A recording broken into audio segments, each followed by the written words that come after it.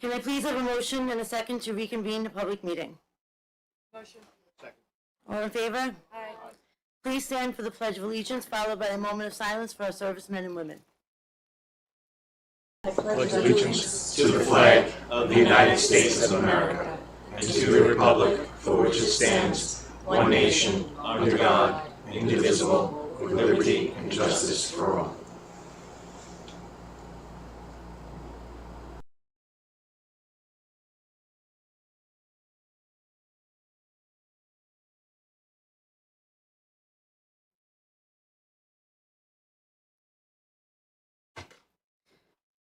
Will the district clerk please call the roll? Jackie DiLorenzo, President. Edward Barry, Vice President. Present. Marisol Allen, Trustee. Present. Sarah Parisi, Trustee. Here. Melissa Torregrossa, Trustee. Present. Dr. Joseph Semler, Superintendent. Present. Reza Kolahifer, Assistant Sup for Admin and Personnel. Yep. Christina Poppy, Assistant Sup for Curriculum and Instruction. Present. John Allen, Assistant to the Superintendent.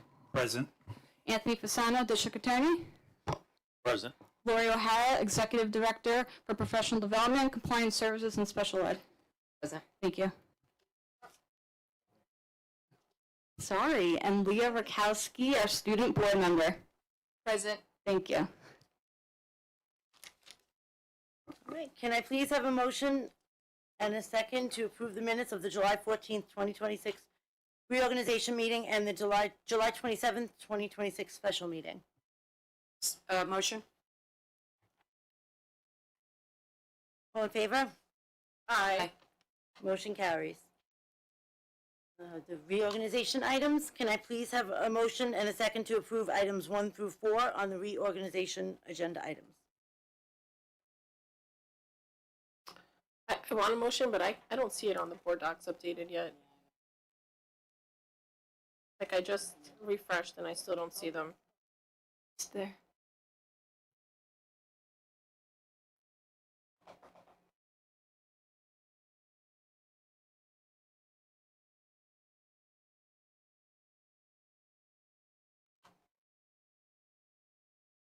Does everybody see it yet on board? I have it on mine. I want to make sure that everybody's up to date.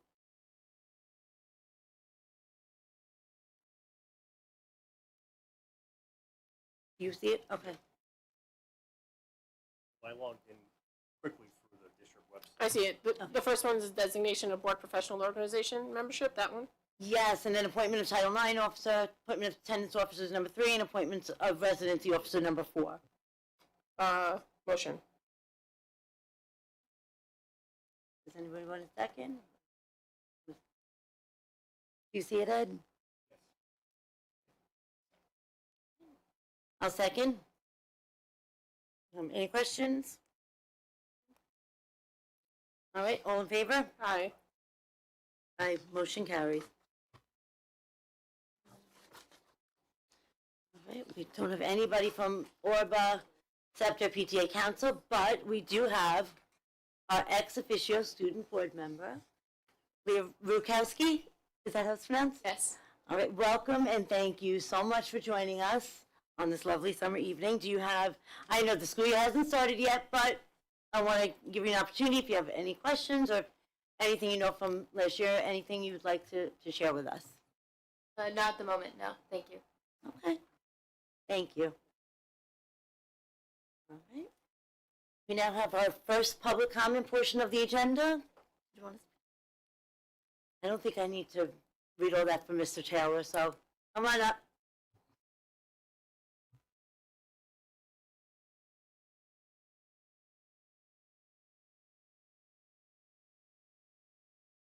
Okay, we're on now. Okay, the public passed our budget of $230 million, which authorizes the board to spend that much. But at the time of the vote, the state hadn't yet come up with an amount of money that we were going to get from them. I don't know if it's the exact amount. I read in Newsday we were getting about 800,000 less than we anticipated. So my question is, who makes up the difference? The public gonna make up the difference?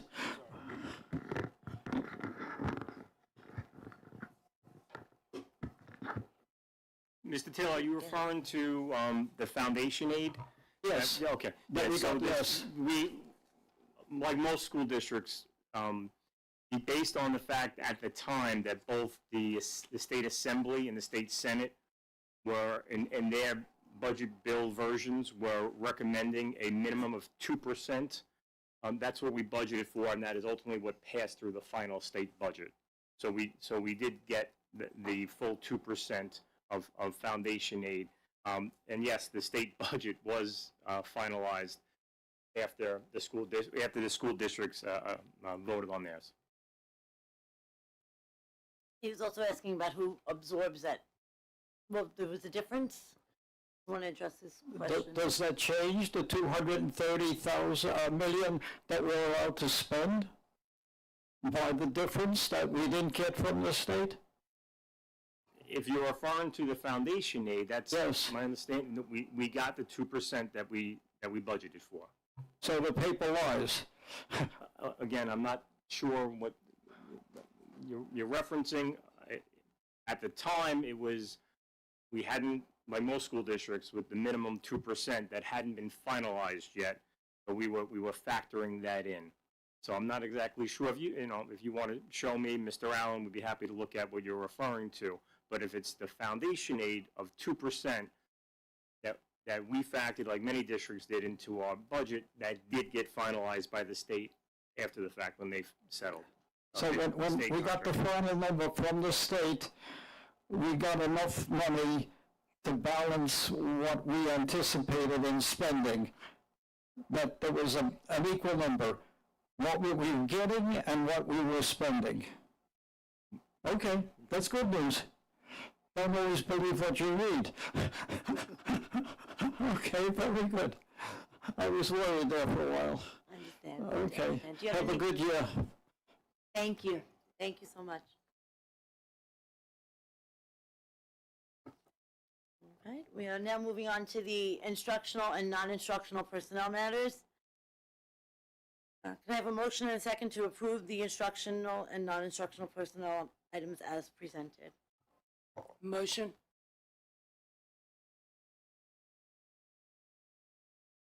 Second. Any questions? All in favor? Aye.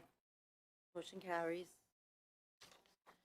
Can I call for a motion and a second to approve items 2 through 17 on the consent agenda? Motion. We thought we were going to pull. I apologize, actually 2 through 18. So I'm going to ask again, yes, we did something. A motion and a second to approve items 2 through 18 of the consent agenda.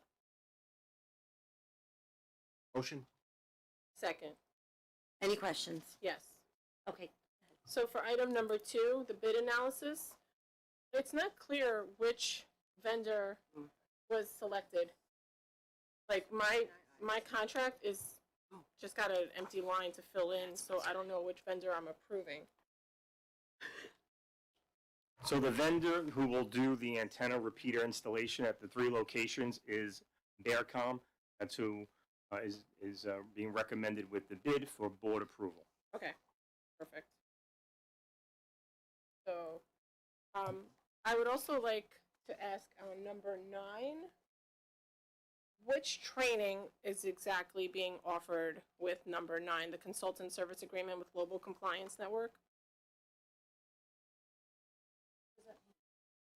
So the Global Compliance Network is the GCN training that happens for all employees. There are different modules that we have to have approved, sexual harassment, all the standard, modules. It's about a 2.5-hour training. It's online. Every employee in the district has to complete that. I think Joanne Pisani's office does this, and I think she gave them till September, I want to say like around the September 22nd or 23rd to complete it, so every employee has to do so. We send this out once the board approves this, and this is a yearly. Yeah, I wasn't sure, because it just says the service agreements with Global Compliance Network. I just didn't know which services we're agreeing to, but. Yeah, again, workplace violence is one of the modules that we do. OSHA is some of the stuff that we do. Thank you. You know, all that. So yeah, I have a question. I'm sorry. I have a question about it. Is this state mandated? I believe so, yes. Yes? It's not mandated that we use GCN, it's mandated that the training that's provided, yeah. Okay, so again, maybe someone can clarify this. I know that we used to have, again, I can harken back to when I was here 20 years ago. We hired Don Flynn's company for a lot of different things, and correct me if I'm wrong, you guys did certain training with our employees many, many moons ago. Am I wrong on this? Do you want to? Am I misremembering? You want to come forward? Yeah, you can come. I don't mean to put you on the spot. I have a question. No, one of those modules that are in there, although it says safety and security, we do a separate and apart, which the feeling is that the GCN component of it does not exactly cover what we espouse here in the district. So we do a separate and apart, and that has to be by September 15th or within 30 days of hire. So that we do separate and apart. So maybe you can clarify, because I'm still a little lost. Did you used to train our employee, or not train? I don't know what word I'm looking for, but essentially, did some of this fall under your purview? Yes, like I said, the safety component, which GCN added in the last couple of years, we do not feel, we have something called a quick guide, which covers our emergency management or shell annexes, as they're called. So we make sure at faculty meetings and meeting with the staff separate and apart, such as I believe on August 19th, we're meeting with the transportation unit again, do a 1 hour safety and security presentation with them. Why wouldn't that suffice? Why would we pay if the company that we have, okay, why wouldn't we utilize them? Why are we paying out to So we are, outside company that doesn't, that we're essentially retraining them to a higher degree? we're responsible for several other things that Mr. Flynn does not provide. Some of the GCN modules that every employee is going to have to complete: bloodborne pathogens, digital security and protection, Dignity for All Students Act, hazard communications, mental health awareness, sexual harassment, student data privacy, suicide prevention, workplace violence in schools. And then there are 2 additional optional modules that we are asking teachers or employees to complete. One is the EpiPen auto-injector training, and one is toileting and diapering. So those are not things that would fall under Mr. Flynn's purview. Right, but when the diapering and that we actually talked about that, I think, at a previous meeting, last week meeting. But that falls very specifically not under all employees. And my question is, why wouldn't we go with even some of these with a company that essentially works for us? And again, this is a genuine question. I don't understand. And if his standards are a hair higher, the company standards that we have are a hair higher, why wouldn't we do that with them? And We're thankful that Mr. Flynn does do that. You know, there are many districts on the island that use GCN. The toileting and diapering is an optional module that people can view. Again, you're right, Mrs. Parisi, that has nothing to do with, you know, the math teacher in the high school, you know, okay? But it is good for the TA and aides at the elementary levels, at the preschool levels. You know, they should and could view these modules.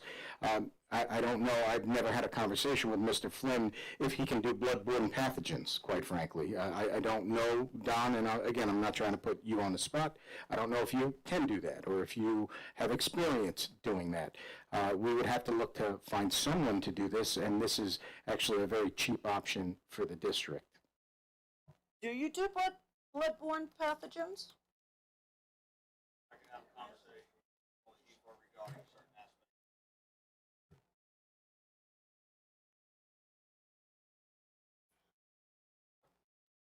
Are there any other questions? Yeah, I want. Oh, his I'm answer, sorry. I was, No. Further conversation with Mr. Colaheffer on some of these topics, if we like, there are certain things that we could probably help with. Toiling and diapering is not Well, one. that's optional, I clearly, get it. so, But I can certainly follow up with Mr. Colaheffer if you like. okay. Could you, because I'm curious, it just, that doesn't make sense. Are we double dipping with this? Are we? and do we want to, do you want to table this item? I just want to give all the options out there and make sure the board, I always want to make sure the board's comfortable with everything.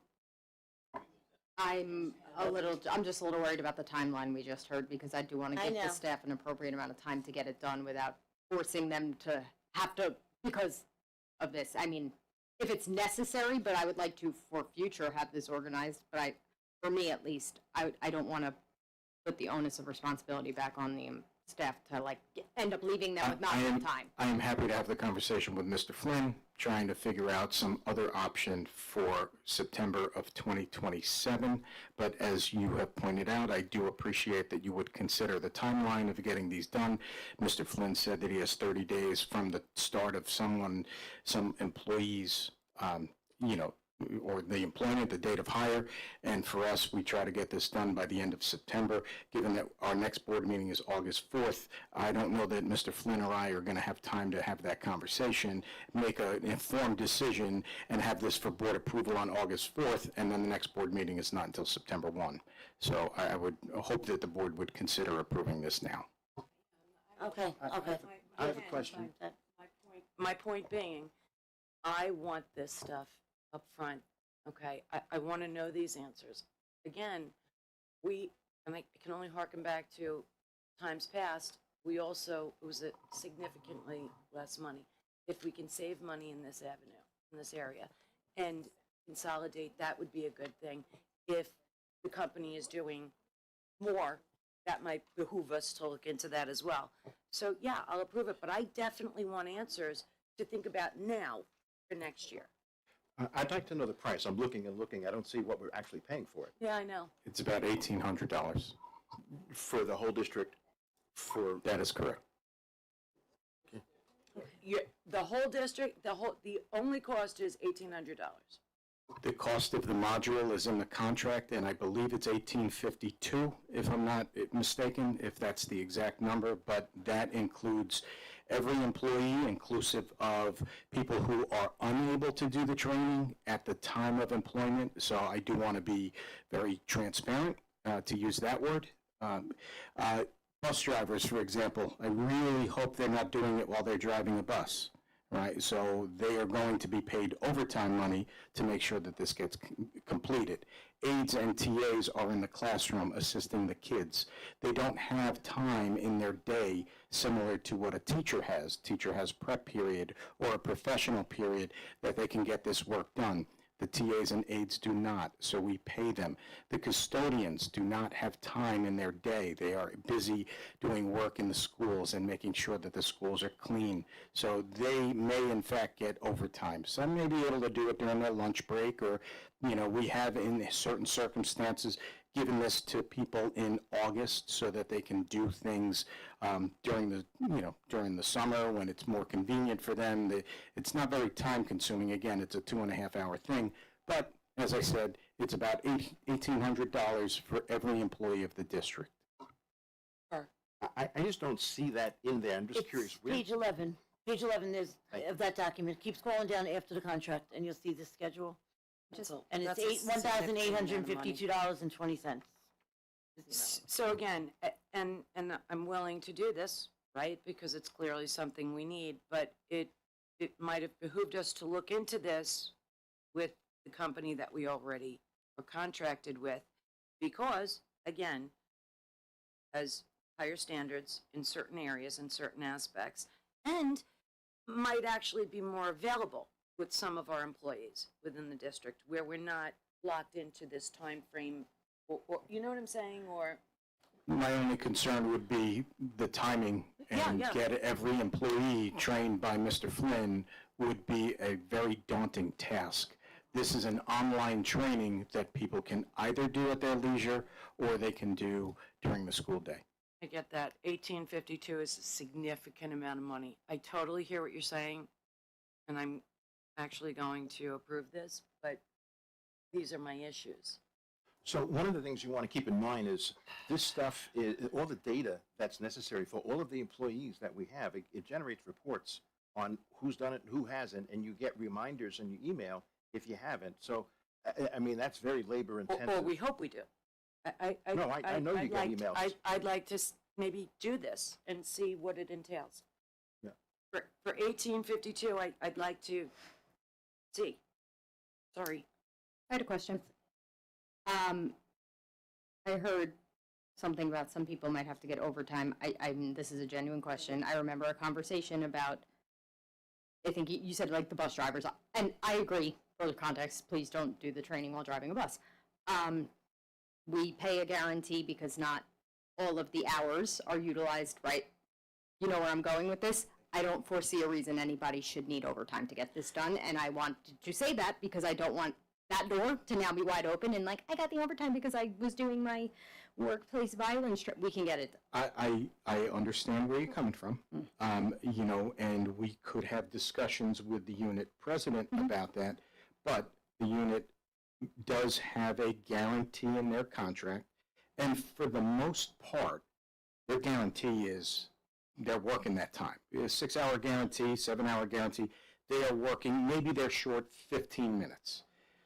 That said, this is a 2.5-hour training. So We're given plenty of time to do it in 15-minute intervals if necessary. I hear what you're saying. I'm just telling you that I think that in the past, we have allowed for them to be paid for this training, given that the nature of their jobs is requiring them to be with students. I'm right, and I don't want anybody to go home at midnight and be also doing it, but I think everybody will end up finding the time within their day.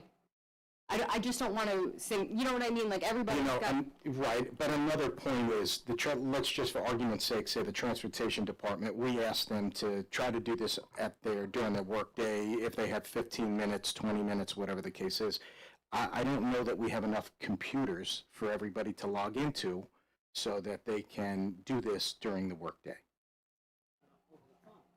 All right, we can always figure it out too, because like we have enough Chromebooks to proctor SATs from here to Maine, so we can make something happen. I just want to be careful because obviously everybody is well aware we've done a reduction of overtime, and I don't want to open an overtime door and then have everybody be like, that 2 hours I was doing that wonderful training that I learned so much from.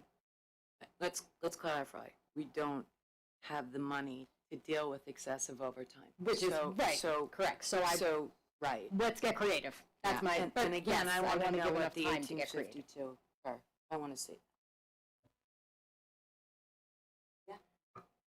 I just had one more question on the consent agenda.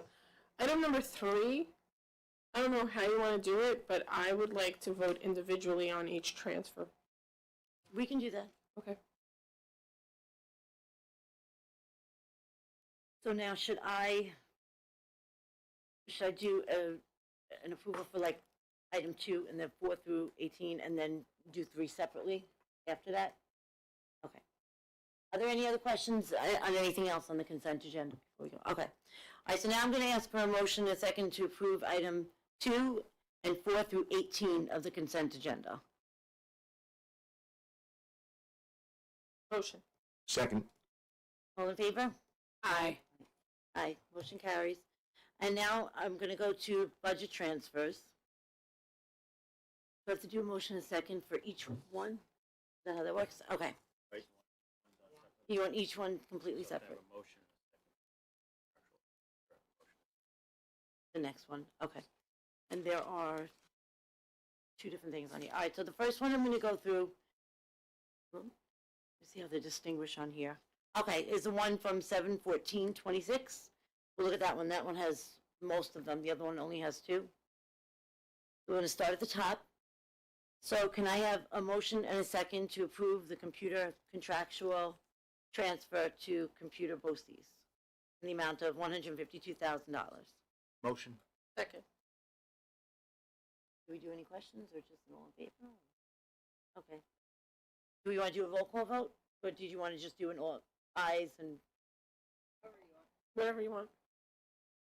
how many ayes? Aye. Aye. Any noes? Any abstains, abstentions? No? Okay. I'm an aye for that one as well. Next one is New York State Employee Health Insurance. Oh, I'm sorry. Can I have a motion and a second to approve New York State Employee Health Insurance transfer, that transfer to purchasing contractual in the amount of $16,000? Motion. Second. Any ayes? Any noes? I'm a no. I'm an abstain. Yeah, I'm abstaining from this one. What happens in that case? It fails. If it fails, but, Didn't move forward. so this doesn't, okay. Okay. Can I have a motion and a second to approve the general liability insurance transfer to monies and security insurance in the amount of $8,254.70? Motion. Ayes? Opposed? I'm a no. No. Sorry, I'm an abstain. I'm also going to abstain from this one. So this one fails. Can I have a motion and a second for the transfer from student accident insurance to umbrella insurance in the amount of $15,614.25? Motion. Yeses? Noes? I'm a no. Abstentions? Abstain. I'm abstaining. I'm a yes. Okay, motion fails. All right, now we'll go to the next one. Can I have a motion and a second to approve the transfer from tuition other districts to home teaching out of district in the amount of $9,069.83? Motion. Second. Yeses? I'm a yes. I'm a yes. Yes. Were there any noes? Okay, Abstain. just one abstention, okay. Motion passes. Can I have a motion and a second to approve the transfer from health services contractual to home teaching out of district in the amount of $5,630.17? Motion. Second. Yeses? I'm a yes. I'm a yes, and were there any noes? I'm abstain. An abstention, okay. Motion passes. All right. Can I have a motion and a second to approve the transfer from textbooks district-wide to home teaching out of district in the amount of $6,500? Motion. Second. Yeses? I'm a yes. Yes. Any noes? No. No, I'm a yes. Three more on here. Can I have a motion and a second to approve the transfer from New York State Employee Health Insurance to Occupational Ed BOCES in the amount of $65,000? Motion. Second. Yeses? Yes. I'm a no. I am. Abstain. I'm sorry. My bad. This is the one that says occupational ed BOCES? Yep. No. I'm going to abstain from this one as well. I mean, I know it failed, but I want my vote in there. I'm going to abstain. Motion fails. Next one, New York State Employee Health Insurance transfer to Social Security in the amount of $275,000. Motion. Second. Yeses? Noes? I'm a no. I abstain. I'm going to abstain from this one as well. Ed? I'm going to abstain. Motion fails. The last one on this document, the plant and facilities electricity transfer to plant and facilities National Gas in the amount of $70,620.19. Motion. Second. Yeses? I'm a Yes. yes. I'm a yes as well. Any noes? Yes. Yes. Okay, motion passes. All right, now we're gonna go to the other one that has 2 transfers on it. Can I have a motion and a second to approve the transfer from band interest to auditing contractual in the amount of $70,000? Motion. Second. Yes? Yes. Yes. Yes, I'm a yes for that. Yes. Don't think we had any no's. Okay. And then the last one, a transfer from band interest to legal additional services in the amount of $7,000. Motion. Second. Yeses? I'm a yes. Yes. Yes. You're welcome. Okay, all right, so that's our budget transfers. All right. All right, now we have discussion items. The first thing, superintendent update. Thank you, Mr. Di Lorenzo. So oftentimes in the summer, we have students participate in some great programs over at Brookhaven National Laboratory. We have a wonderful partnership with them. One of our seniors, Zaire Habib, who's done a lot of research work and has been recognized in the past. This summer, he's part of the Brookhaven High School Research Program, which is a highly competitive 6-week educational program. Selected students are mentored by the Brookhaven National Lab Scientific and Engineering staff on a research project. And on August 14th, they're having a poster session and closing ceremony where the students can present their projects. I'll forward this information to the board if they'd like to register and go to the lab and see the project, see our senior there, which is really wonderful.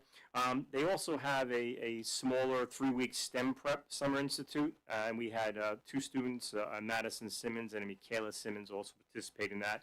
So it's great to see our students involved in scientific research, especially over the summer, and especially with such a wonderful partnership with Brookhaven National Lab. Earlier, near the end of the school year, we had a recording session with Mr. Vecchio, who does a radio show called Spotlight on Long Island Schools. And what was recorded was a session with Mr. Cassane, our Director of Humanities, students and staff regarding the June celebrations on America 250. And that segment is actually about to air on Saturday, August 1st at 10:30 a.m. on 103.9. So we appreciate Mr. Vecchio and that opportunity for our students and staff to be highlighted with which was a really August. It's going to air August 1, 10:30 a.m. on 103.9. Okay. The board had asked me to provide an update tonight on a veterans tax exemption with regards to seriously disabled veterans. So New York State recently, as part of their legislation this past late spring, they recently simplified conditions that were causing obstacles, such as income eligibility for qualifying seriously disabled veterans, such as permanently, totally disabled as a result of their military service. There were obstacles that were preventing them from realizing this exemption, and they've removed a number of them. Suffolk County recently adopted this. The town of Islip is reviewing it and awaiting further guidance from the state on how it would be applied.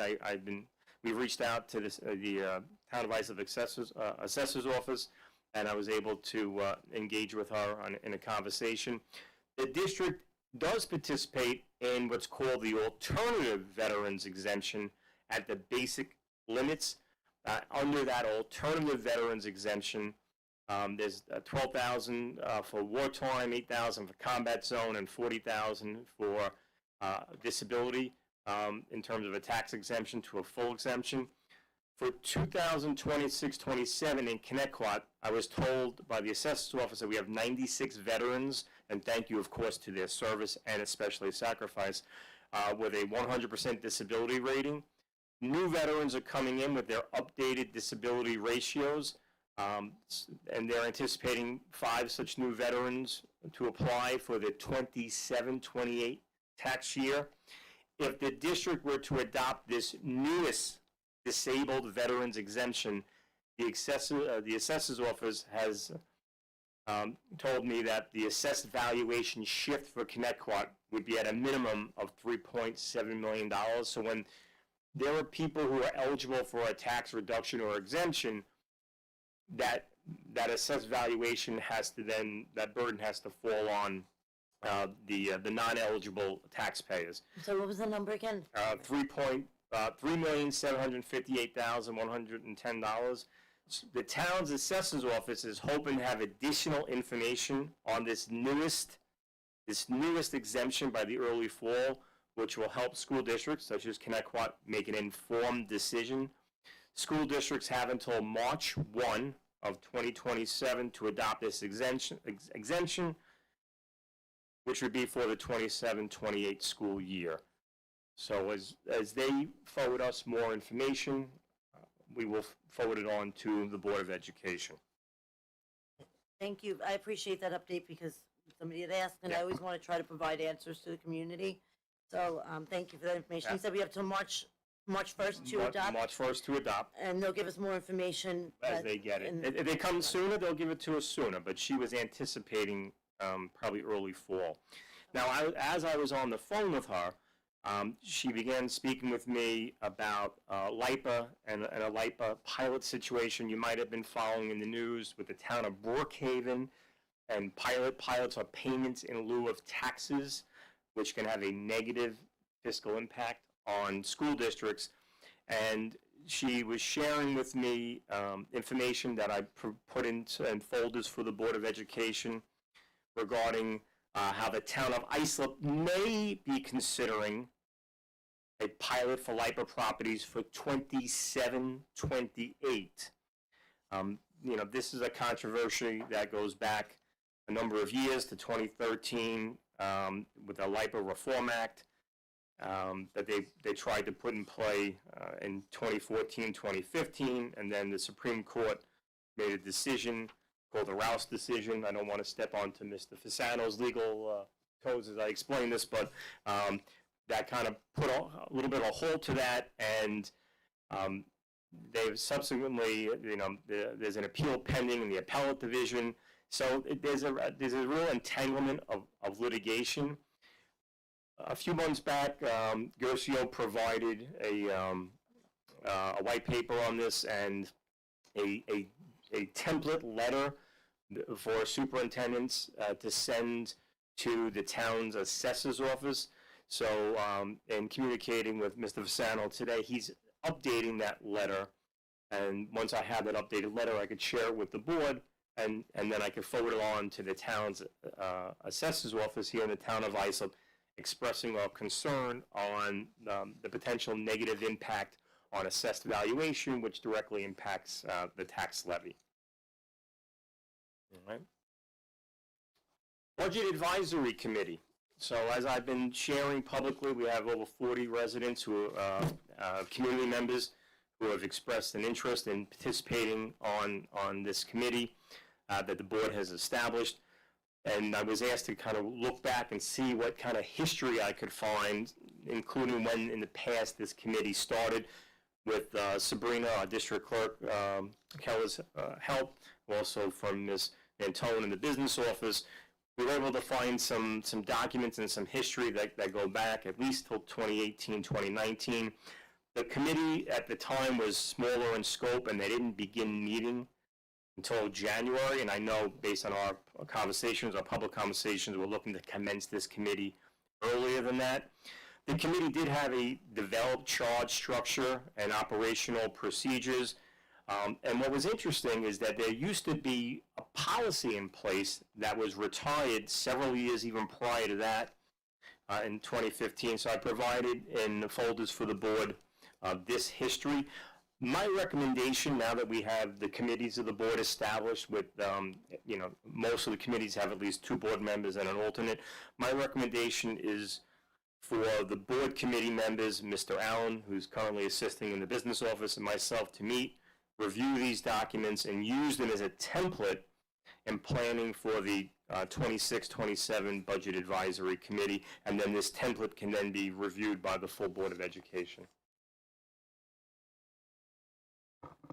And I think that, I don't think that's, something I don't think that's a bad idea for us to try to plan to move forward. I know that the community is interested to, it was a crazy budget season and they want to be part of the conversation. So I think sooner than later, we can meet. I know I'm on the committee. Ed, you're on the committee as well.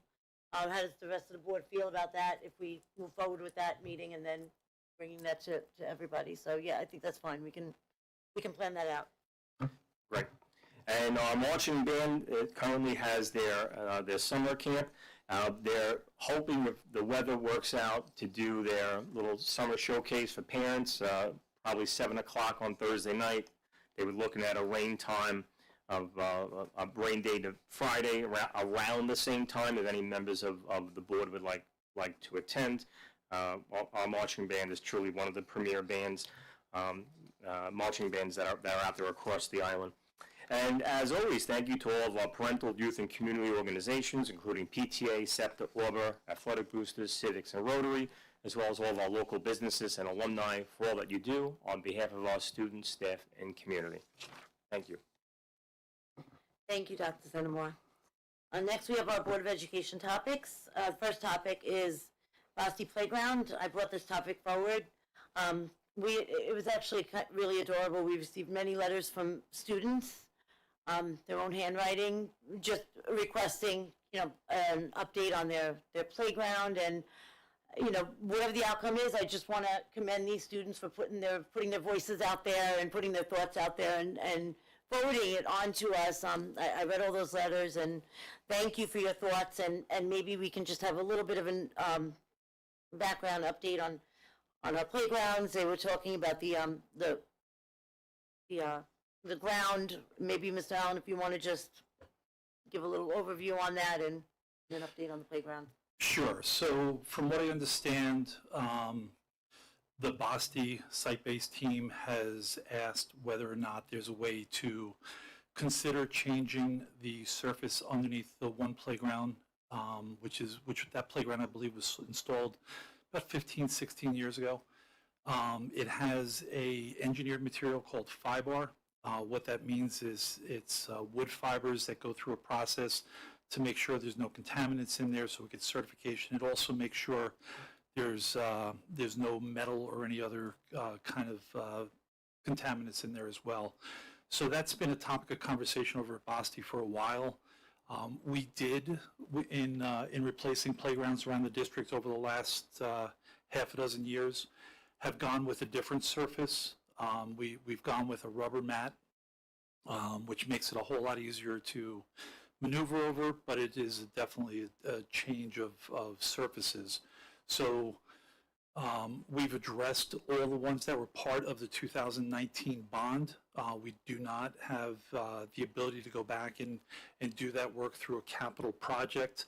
It is something that would be strong consideration for another capital project in the future, not to say when that might be, but when you look at the age of the playgrounds that still have Fibar, of which there are still a few throughout the district, they are all 15 to 18 years of age. They probably have another, few years of life left in them. So to go in there and hand dig all the Fibar out and then hand pour all these rubber materials in there, it really isn't cost effective on a playground that is of an older generation. So it's something we have to monitor. It is something based upon, my knowledge that this was going to be on the agenda. I did speak with the director of facilities. They are going around. They typically go around the end of summer and they refurbish the playgrounds that have Fibar. They go through, they rototill it, they define the edges, they add more Fibar as needed so it still maintains the safety recoil and everything. So playgrounds are in good standing. Some have a different play surface than others and certainly more appreciated by the kids than others, but that's kind of where we stand right now. So I noticed on some of the letters the kids were talking about, I guess what looks like wood chips Correct. instead of. That's the Fibar. Okay, so many, many moons ago, we put the mats in because the wood chip stuff was attracting every cat within a 30-mile radius, to the degree that it was really gross and you could smell it off of the playground field. Just saying. Do we have any issues with that, with this stuff? Because it was at one juncture, and when I say that, I'm not kidding. It was a major issue. Yeah, that's not a complaint that I've heard in my role to this point. At no point during the time before we did the playgrounds starting in the 2019 bond, did any of them have a rubber surface. So any of the ones that have a rubber surface have been done in the last 6 years. So, yeah. And I guess they're just free-spiriting it. I'm pretty sure we were up 6 feet, 7 feet on the monkey bars with blacktop, right? That's not allowed anymore? I had blacktop, but I No. bought rubber mulch No. for my kids' playground, so. Yeah, all those play surfaces, even grass A fields. slide that was turf. like the surface of the sun? Yeah, None of that? those Okay. aren't so much allowed anymore. Handing out wax paper as you go down, no, we don't do that anymore. Yep. So, two things. Can you give the community some idea of what an upgrade would cost on these older? So because Basti was one of the conversations that has come up from the building level in the past year, I did reach out to the vendor who's done a lot of the playgrounds throughout the district over the last few years. He said because the playground is already installed, because all the material would have to be removed amongst all the supports and everything else, and then installed the reinforced backing and everything else to the rubber, it's probably in the upwards of $150,000 for one playground. Okay, thank you. It was suggested that perhaps the board would draft a reply to the students that we heard them and we acknowledge what they wrote. Yeah, absolutely. I mean, I'm always for, replying to people that reach out, including students, so, draft a reply and we'll reply to these 100% students. think that's great. Would you like me to work on that? Yeah, draft yeah, reply? definitely. Yeah, so let them know that we heard them. I mean, I don't think they're all up watching this right now. It's so super exciting. But, yeah, definitely a reply to them would be great. Thank you. And If to you their could send point, it to the board first. Yes, before- oh, yeah, definitely, yeah, send it to us. to their point, right? I went by the other day and I looked at the 3 playgrounds there, and it is a world of difference between the old and the new. But the $150,000 price tag is huge for several different schools. Thank you so I much. still have the scar on my leg from the exposed bolt in 4th grade. There was no sewing. There was, Get up, little soap and water bit. All right. So our next topic, AP English exams, Marisol. Yes, thank you. So I want to preface my topic by saying I commend anybody that takes an AP exam. They are no small feat at any cost. However, looking at the scores, and 2 of my children are on the AP track, they are very different types of students. However, I've noticed in the English, they seem to get a very similar score. And I just wanted to see if it's just in the high school or it was just a fluke for my 2 children to get the same score. And I noticed that the AP seminar, a lot of children happen to get a 3 versus a 4 or a 5. And yes, a 3 is passing.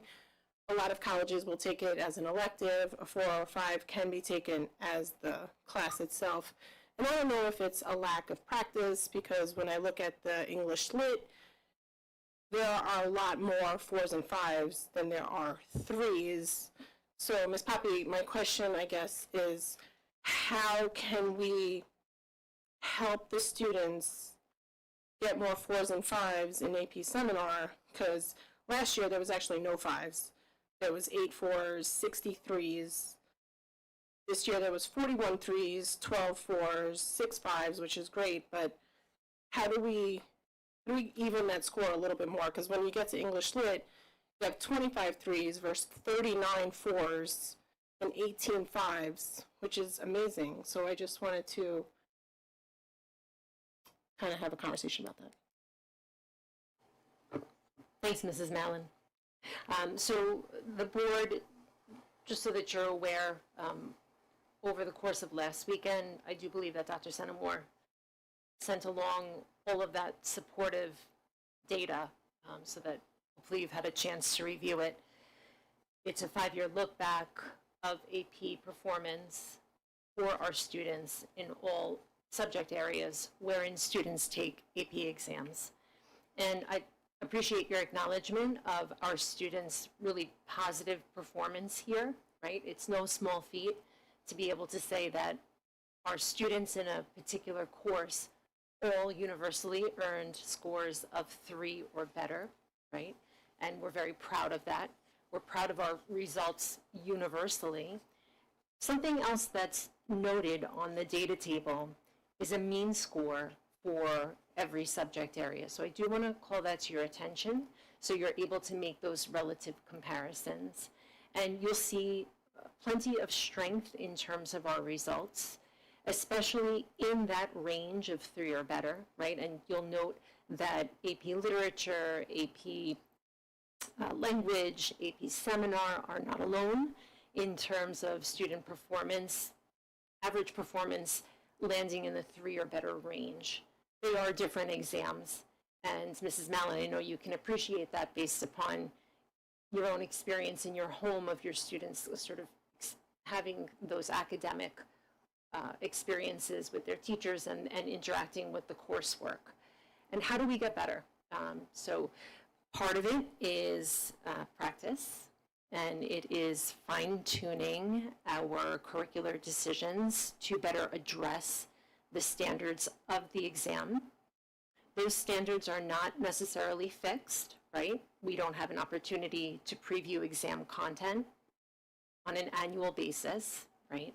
And so we do our best to practice against the exam, to provide kids with opportunities for exposure to past exams, and allowing them to become familiar with not only content, but question types, tasks that they're meant to perform.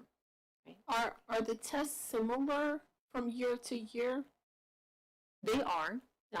However, the content changes, and I'll take AP Seminar as an example. Sure. Right? So for that particular assessment, the tasks that students are meant to produce, their work is collaborative for some components of that exam, and that work happens within the school year. And then they move into an independent component when they sit down to take the AP assessment. The material, the presentation of the material differs every year, right? So while we may be talking about students' development of an argument about a specific topic within the exam, the material that they're meant to use in their offering of that argument, right, is going to change from year to year. And sometimes different lines of argument can be developed more clearly based upon that stimulus material, right? And sometimes it takes sort of a different approach in order to develop a cohesive argument that is satisfying the College Board's standards in terms of what students are producing for them. So the practice becomes essential then, right? So this was a particular, I'm not saying that 2026 was a particularly challenging year. I actually don't have that data, and I would like the opportunity to kind of explore that with Mr. Kassane and with our teacher. But taking those opportunities to look at the challenging years, right? To look at instances wherein students have had to sort of bend their mind a little more flexibly around ideas, I think is certainly best practice in terms of classroom instruction. how do we get better? Again, exposure, experience on the part of the teacher and the part of the children. If there is something that is unique and specific to that exam, to that iteration of the exam, I will find out and I will communicate that to you. If there was some kind of component. Well, I guess, like, do we have the opportunity to look at the tests and see where we can help the students become more proficient for the following year? So there are a lot of feedback loops out there. There are feedback loops that are available through AP Central, which is a repository of information for each exam, right? And I think that our educators glean strategy from the material that's presented there. And then in this day and age, there are plenty of online groups where teachers offer strategy, talk about approach. They digest the exams after they have been offered and kind of review how their students approach it, how they approach it instructionally during the school year. This is certainly a different dimension to planning and preparation. It represents an opportunity for teachers to connect with one another and talk about their own instructional practices against the exam. So there are opportunities there as well. There is a network of teachers as well based upon their training. And so we have sent teachers for AP training for their particular exam. And within that experience, networks are developed teacher to teacher in terms of coursework and approaches to the exam. Great, thank you. Problem. Thank you. So I just had math scores. Do you want me to just go right into it? Go ahead. So, this one's a little trickier because I wanted to mostly bring this to the community's attention because I know that there is a concern with the community that right now we don't have a math director and that our children are having difficulties with math and possibly, how do we strengthen their math? And now without a math director, that'll become even more of a challenge. So I just wanted to, last year we did have a math director and our math scores still did go down. So I don't think that the issue is whether or not there is a person sitting in that position, because I think the person we have now is very well capable of doing the job, and I think that the person we had is amazing also. I just want to know how we can help the children, regardless of an individual just for math. As a director, we need to focus on how do we help the children increase their math scores.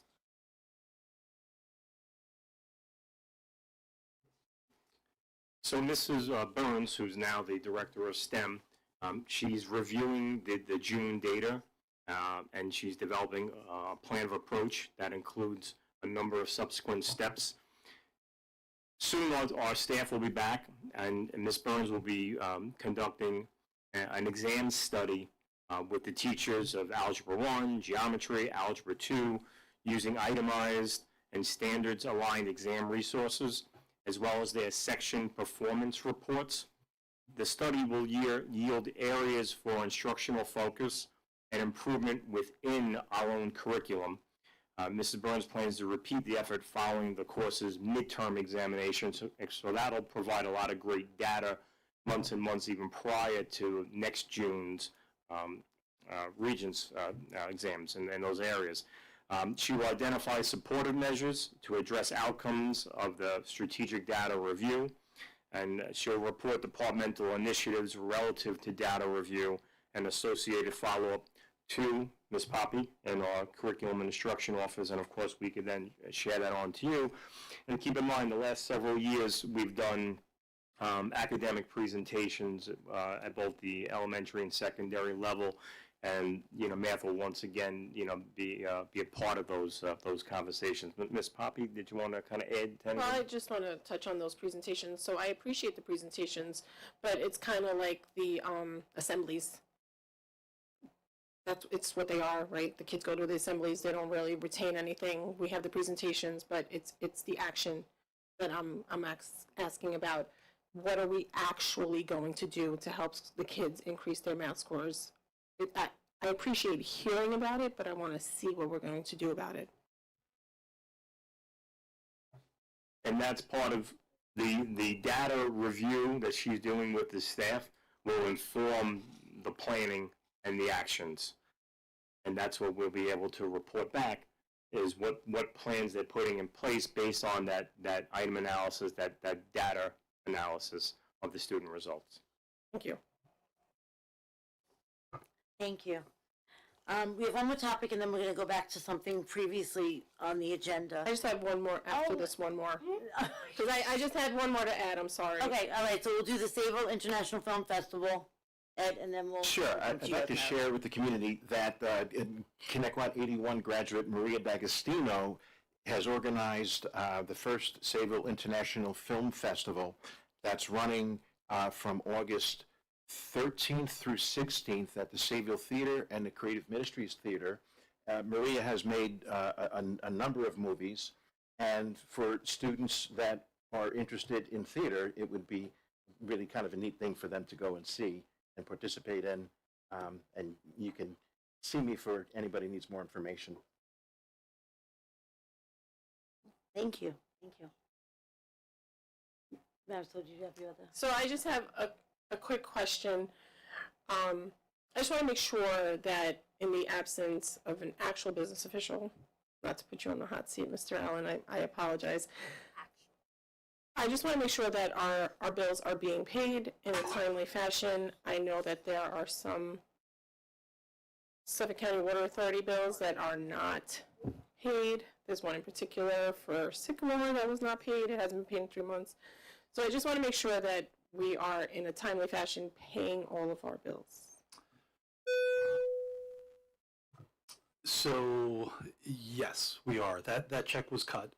I was actually a little surprised when I learned that it wasn't processed in the first place, and I think that was a little bit to do with the transition, with the retirement in my office. But what I found interesting was that even though we made the next payment, they didn't apply it to the older invoices. So they go month by month. So if you miss May and you make your payment in June, June's payment doesn't get applied to a month. So it just keeps further going into arrear, which is fine from the accounting process and the way we have so many meters and everything else. There's some merits to it because I think it probably gets confusing a little bit. But that check was generated and distributed. So that piece of it is fine. I can get you a mailing date. I can check. It's fine. No, but if it's still if it's outstanding and you're aware of that, I mean, it's something that we need to do. But to your point about obligations, I'm just still trying to find my voice a little bit. And I know we talked about budget transfers a few minutes ago. Yes. So if you don't mind, if I could just have a few minutes just to go over a couple of them. Sure. There are a few things that are budgetary related during the budget process. You know, in particular, there's two with insurance rates that came in higher than was budgeted for. I'll reach out to both of those vendors. I will see if there's any negotiation available. I'll find out the terms of the policies. Those are not things I'm familiar enough with now to speak to, but if there's a way that I can lower that, I most certainly will. But if I can't, at some point, there's not enough money in those codes, we're going to have to address it as a transfer. For me, the reason I was a no to those, right, because the justification that's written is that we budgeted for an estimated increase of 15%, but the policy actually increased to 23.5. We had actually requested an explanation, and the explanation we got was, yes, it was increased. That's just not actually an explanation. Like, when was it increased? When did we realize it was increased? Why did we not realize it was increased? Like, I needed more than yes, it was increased. And the same thing for the second one. I believe you are talking about the two insurance items. Right. Correct. Okay. With those, they were received near the end of June. Yeah, and I will have more information, and I hopefully will be able to provide that information at the next meeting. So knowing the cause and knowing the reason is helpful, but in the meantime, I will also try to work with the vendors and see if there's any kind of wiggle room to absorb that percentage Like increase. one of the other items I said no to, the Social Security. The last time we had requested to transfer $325,000, they recalculated and it was $275,000, but I didn't see any of the calculations. So is it actually $275,000? So how am I to trust that number when I was supposed to trust the Okay. 325 and it wasn't 325? So that's, So once again, this is new to me. These are not things that I'm fluent with. I do know that we get quarterly invoicing from the federal government relating to our obligations. I did see the quarterly, the end of June obligation report from the IRS. So if that report itself, which I just signed off on the other day, will help facilitate the understanding of it, it's not going to change the fact that it wasn't budgeted to the full amount. I unfortunately can't do that. I understand but I it can not being provide the budgeted backup to the for you. full amount. I'm just doubting the number because Understood. the first number was wrong by $50,000. So why am I to trust this number without any backup to the number? Understood. Yeah, So- and I did provide it in the email. The treasurer, she got another month's worth of information, and so the estimate didn't need to be that high. So it was, this number is much more of a current number based on the explanation that she provided that I shared. So I can speak for myself too.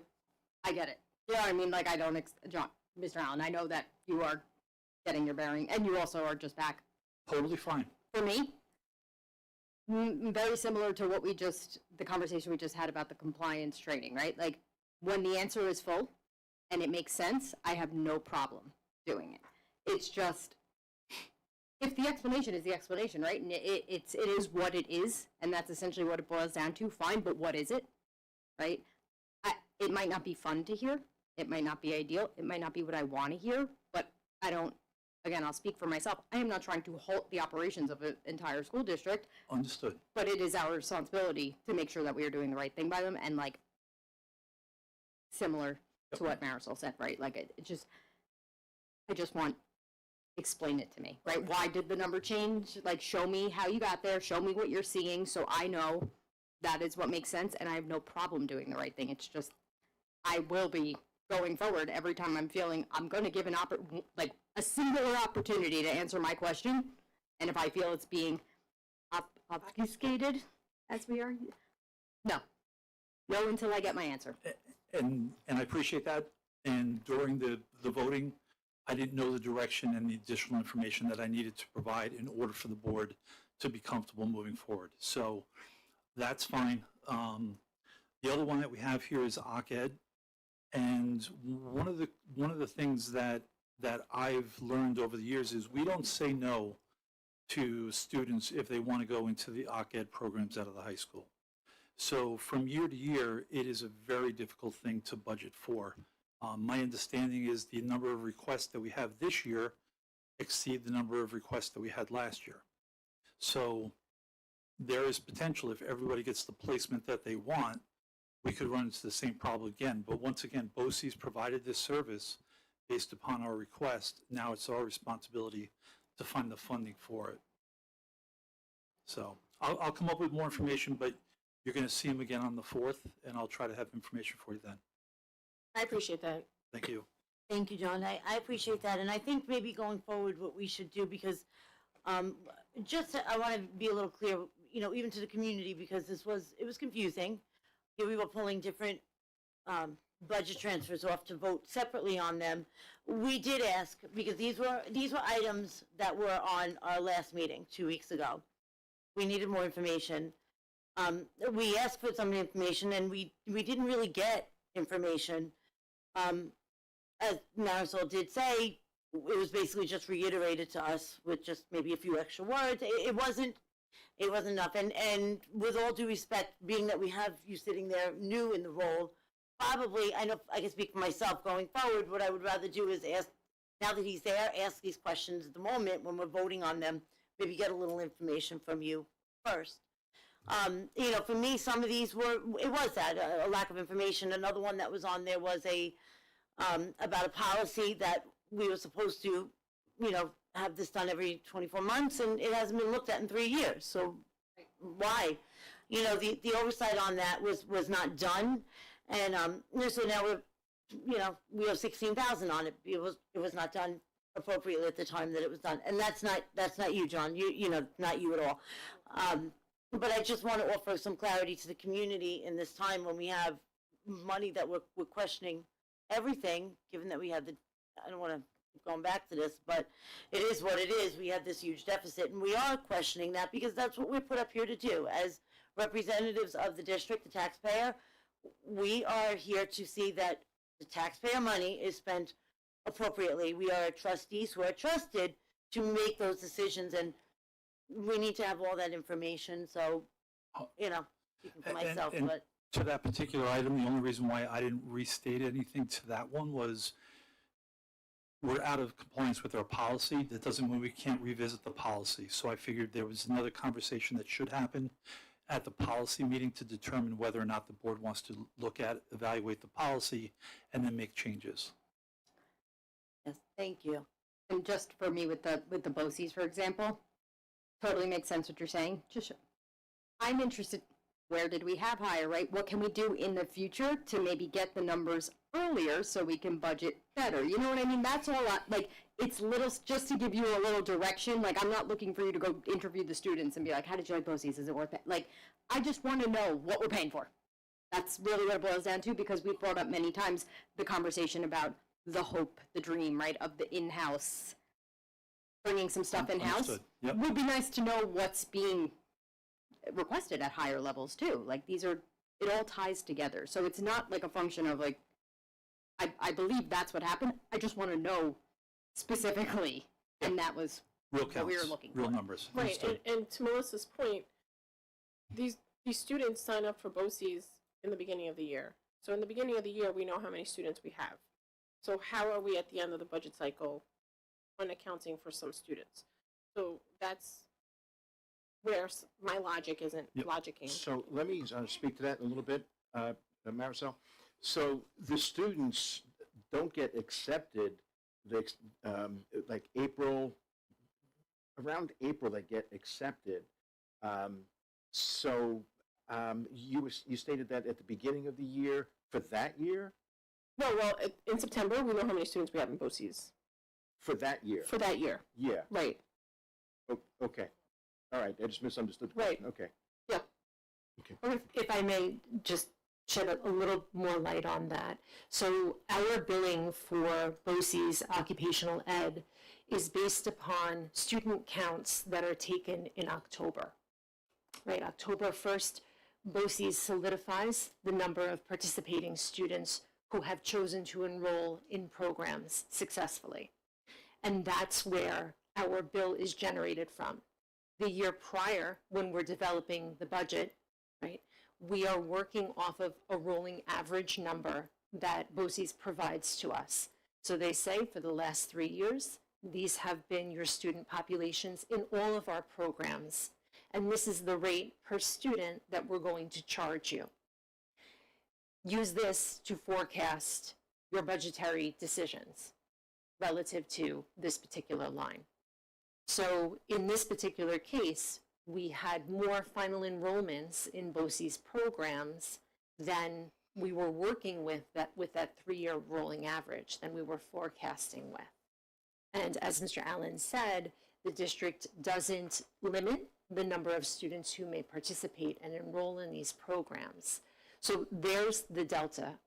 That amount that you're looking at on that chart represents the difference in between what we budgeted with using our yearly average for 3 years and what the actual enrollment was. Thank you. I have one more thing. Sure. I'd like to officially welcome Leah. And Leah, what do you want to tell us about entering your senior year, what seniors are up to, and what you hear about that would be happening at the high school. Thank you for introducing me. Going into senior year, it's very exciting for a lot of students. We're all very happy to get to the last step of a very, very long journey that's occurred over several years, especially with everything that's happened, COVID, stuff like that. For moving forward, I would like to see a lot of more integration with student voices. I feel like communication between, what we do here and what happens in the hallways of the school is very important. And I think that's something that we should enhance for this year and years going forward. Thank you. Thank you. All right, does anybody have any other topics? All right, I will now open the floor for public comment. Mr. Taylor, do you have anything else? Would you like to come up again? Sure.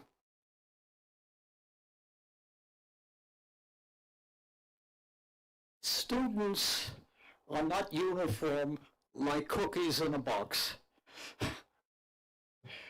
We do a great job here. I sent 3 students through this district.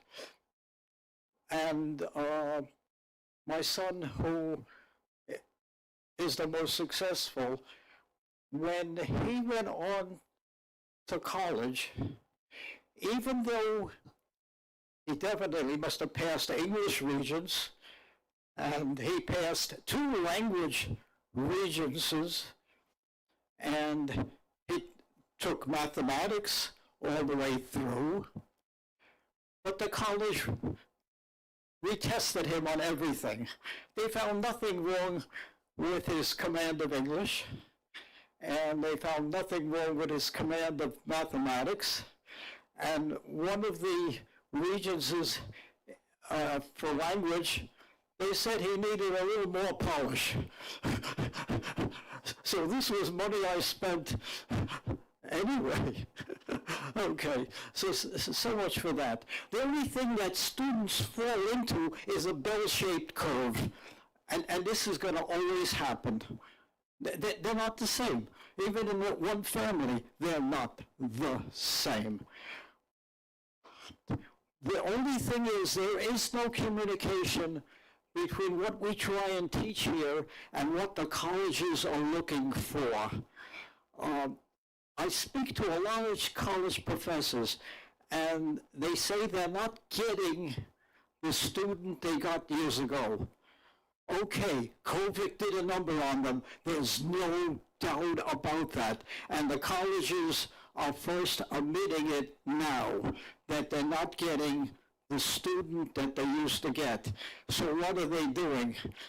The 4-year programs are now 5, and what used to be 5-year programs are 6, so that's expensive. That's expensive, even if you're getting some financial assistance. The colleges are stretching out their time frame before they award you that diploma. So God help the next generation. What can we do here? I don't know. One of the college professors that I spoke to said that they don't write well. They can't conjugate an English verb. I don't know. I don't remember having to conjugate verbs in English. I remember having to do it for a foreign language. Okay, so much for that. I don't know. I have a whole family that teaches, and believe me, I have nothing against teachers. It isn't an easy job. I taught when I was in the service, and teaching is not an easy job. I taught a 40-minute course, and it took me 3 hours to prepare for it every night, right? Okay. Just one question. I always come up with more questions, I know. Have we hired a new financial officer? Well, we're looking for one. The posting has gone out, and we are looking at candidates. Okay, I'm not a financial officer. I ran a company for 35 years, and I learned what it is. Okay, are we expecting another CPA, or there's not a requirement? There's the potential for that. Oftentimes, a lot of business officials have that background, but not always. Okay, more is better. Okay, I've sounded off enough for tonight. Thank you so much. All right. Can I please have a motion and a second to move into executive session meeting in accordance with Open Meetings Law, Section 105, to discuss the employment history of particular employees, matters made confidential by state and federal law, and to receive advice from the board's attorney. Motion. Second. All in favor? Aye. Aye. We will not be coming out to public back, so thank you, everyone, and have a good night.